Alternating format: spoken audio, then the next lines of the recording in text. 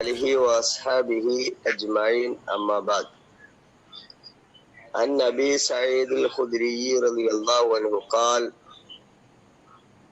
أتي النبي صلى الله عليه وسلم بجنازة ليصلي عليها فقال: هل هذا صاحبكم دين؟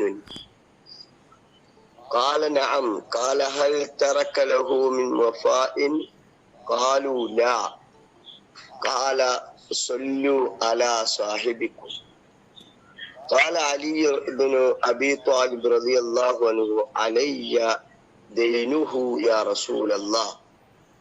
فتقدم فصلى عليه. അള്ളാഹുവിന്റെ സ്നേഹം നിറഞ്ഞ സഹോദരന്മാരെ രക്ഷിതാക്കളെ, അസ്സലാമു അലൈക്കും വറഹ്മത്തുള്ളാഹി. കടത്തെ കുറിച്ച് അല്ലാഹു റസൂൽ സല്ലല്ലാഹു അലൈഹി വസല്ലമ പറഞ്ഞ ഒരു ഹദീസാണ് ഞാൻ വായിച്ചത്. അല്ലാഹുവിന്റെ റസൂൽ സല്ലല്ലാഹു അലൈഹി വസല്ലമയുടെ അരികിൽ ഒരു മയ്യത്ത് ജനാസ നമസ്കാരത്തിന് വേണ്ടി കൊണ്ടുവരപ്പെട്ടു.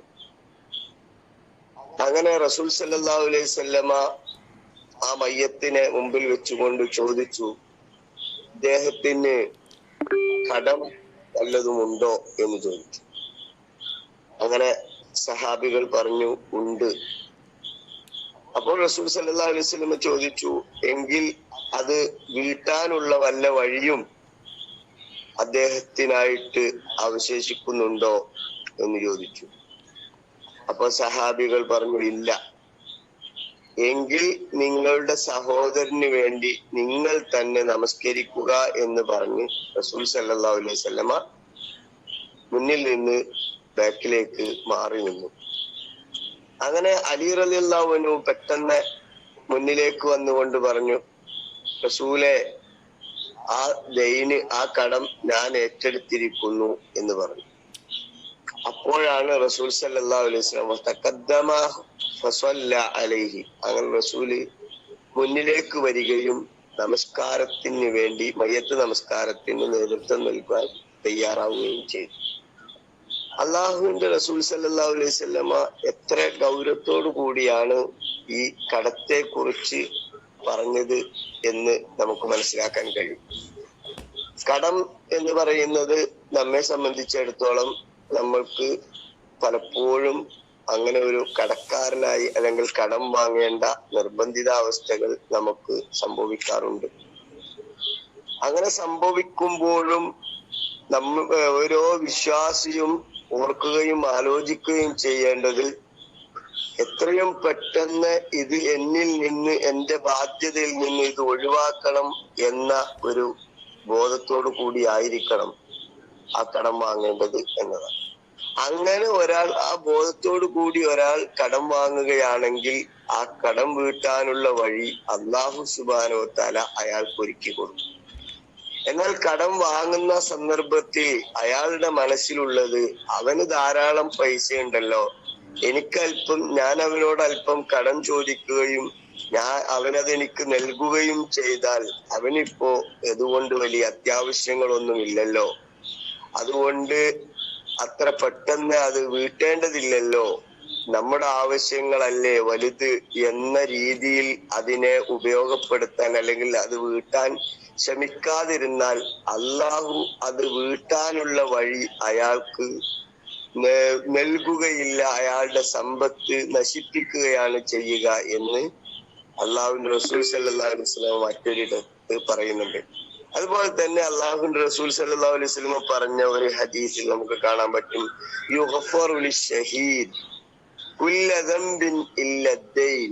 അള്ളാഹുവിന്റെ റസൂൽ സല്ലല്ലാഹു അലൈഹി വസല്ലം പറയാണ്, ഷഹീദിന് എല്ലാ പാപങ്ങളും പുറത്തു കൊടുക്കും. ഷഹീദിനെ നമുക്കറിയാലോ, അള്ളാഹുവിന്റെ അടുക്കൽ ജീവിച്ചിരിക്കുന്ന അവിടെ അവർ പറവകളെ പോലെ സ്വർഗത്തിന്റെ പരിമളത്തിലൂടെ പാറിപ്പറക്കുന്ന ഒരു വിഭാഗം ആളുകളാണ് അള്ളാഹുവിന്റെ മാർഗത്തിൽ രക്തസാക്ഷികളായ ആളുകൾ. അവരുടെ എല്ലാ പാപങ്ങളും അല്ലാഹു സുബ്ഹാനഹു വ തആല രക്തസാക്ഷിത്വത്തോടു കൂടി പുറത്തു കൊടുക്കുക ചെയ്യും എന്ന് പറഞ്ഞപ്പോ റസൂൽ പറഞ്ഞു ഇല്ലദ്ദൈൻ, അവരുടെ കടം മാത്രം അല്ലാഹു സുബ്ഹാനഹു വ തആല പുറത്തു കൊടുക്കുകയില്ല. അപ്പോൾ വളരെ ഗൗരവമുള്ള ഒരു വിഷയമാണ് കടമെന്ന് പറയുന്നത്. ലാഘവത്തോടു കൂടി നിസാരമായി കാണേണ്ട ഒന്നല്ല എന്നതാണ് അള്ളാഹുവിന്റെ റസൂൽ സല്ലല്ലാഹു അലൈഹി വസല്ലം പറയുന്നത്. റസൂൽ സല്ലല്ലാഹു അലൈഹി വസല്ലം ഇത്രയും കൂടി പറഞ്ഞു, ഒരാളുടെ പകലുകളിൽ നിന്ദതയും രാത്രിയിൽ ഉറക്കം നഷ്ടപ്പെടുത്തുകയും ചെയ്യുന്ന ഒന്നാണ് കടം എന്ന് പറഞ്ഞത് നമുക്ക് മനസ്സിലാക്കാൻ കഴിയും. അതായത് കടക്കാരനെ കാണുമ്പോൾ മറഞ്ഞു നടക്കേണ്ടുന്ന, കടക്കാരനുമായി നേർക്കുനേരെ സലാം പറയുകയും മുസാഫാത്ത് നടത്തുകയും ഒക്കെ ചെയ്തിരുന്ന ആളുകൾ കടം വാങ്ങി എന്നതിന്റെ പേരിൽ മാത്രം അതിൽ നിന്ന് വിട്ടുനിൽക്കുകയും അയാളെ അഭിമുഖീകരിക്കാൻ മാനസികമായി പ്രയാസം അനുഭവിക്കുകയും ചെയ്യുന്ന അവസ്ഥ. അയാളുടെ കടയിൽ നിന്ന് ഇന്നലെ വരെ സാധനങ്ങൾ വാങ്ങിയിരുന്ന ഞാന് അദ്ദേഹവുമായി കടമിടപാടുള്ളത് കൊണ്ട് ആ കടയിലേക്ക്, അതല്ലെങ്കിൽ അത്തരത്തിൽ ബന്ധങ്ങളും അതുപോലെയുള്ള സൗഹൃദങ്ങളും ഒക്കെ നഷ്ടപ്പെടുത്തുന്ന അവസ്ഥയിലേക്ക് ഈ കടം കൊണ്ടെത്തിക്കും എന്നതുകൊണ്ട് സൂക്ഷ്മതയോടുകൂടി കടം വാങ്ങുക എന്നത് ഇസ്ലാം പ്രോത്സാഹിപ്പിക്കുമ്പോഴും അനാവശ്യമായി അത്യാവശ്യത്തിനല്ലാതെ കടം വാങ്ങുകയില്ല എന്നും, കടം വാങ്ങിയാൽ തന്നെ വളരെ എത്രയും പെട്ടെന്ന് തന്റെ അടുക്കൽ ആ കടം വീട്ടാനുള്ള സമ്പത്ത് എത്തിക്കഴിഞ്ഞാൽ അതെത്രയും പെട്ടെന്ന് വീട്ടി തീർക്കുന്നതിലാണ് എന്റെ മനസ്സുണ്ടാവേണ്ടത്, ഓരോരുത്തരുടെയും മനസ്സുണ്ടാവേണ്ടത്. അങ്ങനെ സംഭവിച്ചാൽ, അല്ലെങ്കിൽ അങ്ങനെ ഒരു തീരുമാനത്തിലെത്തിയാൽ തീർച്ചയായും അവർക്ക് അതിനുള്ള വഴികൾ അല്ലാഹു സുബ്ഹാനഹു വ തആല തുറന്നു തരും എന്നതാണ് അള്ളാഹുവിന്റെ പ്രവാചകൻ റസൂൽ കരീം സല്ലല്ലാഹു അലൈഹി വസല്ലം പഠിപ്പിക്കുന്നത്. അതുപോലെ തന്നെ നമ്മുടെ റസൂൽ സല്ലല്ലാഹു അലൈഹി വസല്ലമ ഒരാളുടെ മയ്യത്ത് നമസ്കരിക്കാൻ വേണ്ടി തയ്യാറാവാതിരിക്കുക, അയാളുടെ കടമുണ്ട് എങ്കിൽ അത് മറ്റൊരാൾ ഏറ്റെടുക്കുക, ഏറ്റെടുത്തതിന് ശേഷം റസൂൽ സല്ലല്ലാഹു അലൈഹി വസല്ലമ മയ്യത്ത് നമസ്കരിക്കാൻ വേണ്ടി തയ്യാറാവുക.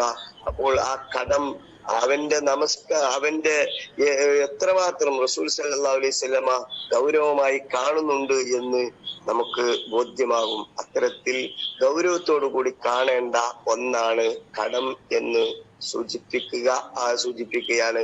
ആ അർത്ഥത്തിൽ കടത്തെ ഗൗരവത്തോടു കൂടി കാണുകയും അതിൽ നിന്ന് പരമാവധി വിട്ടുവീഴ്ചകൾ, അല്ലെങ്കിൽ അതിൽ നിന്ന് വിട്ടുനിൽക്കാനുള്ള തയ്യാറെടുപ്പുകൾ നമ്മുടെ ഭാഗത്തു നിന്നുണ്ടാവുകയും ചെയ്യുക.